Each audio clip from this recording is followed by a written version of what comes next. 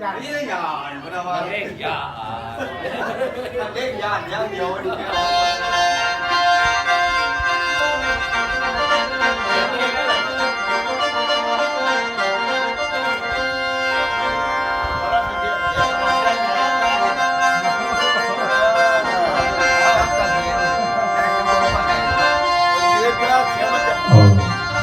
เอาได้เยอะหลับปลาเอ้ยจำเจ้าปลา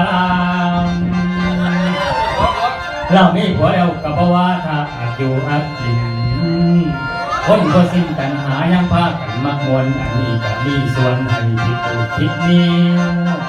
คนมีใจดีพากันรักกันแต่โมย่ำหัวเขาก็อยู่คอยพิจารณา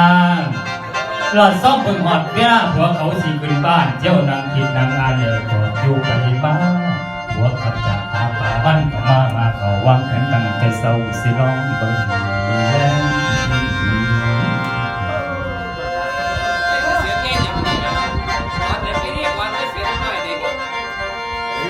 เมื่อได้เวลาพ่อดีหัวเขาบ่อยู่บ้านมองใส่หัวถูกการเร็วกระลุงมือพ่อตาดูเราเขามาตอนไปเจอกระตาเร็วถูกน้ำล้มไป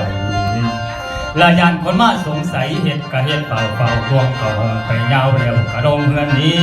แต่ส่วนผู้เมียนั่นที่ยังนอนเสยปง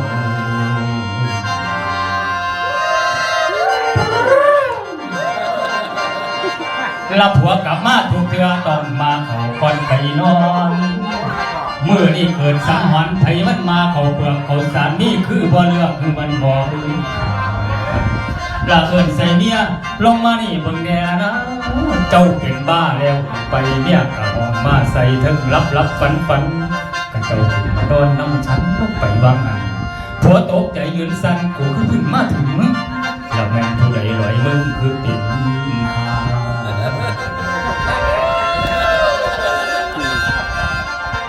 ลาผัวทั้งเกิดทั้งนายพ่อยังเขาจีนทำไทยขึ้นมานอนน้ำสูคือบ่บนนา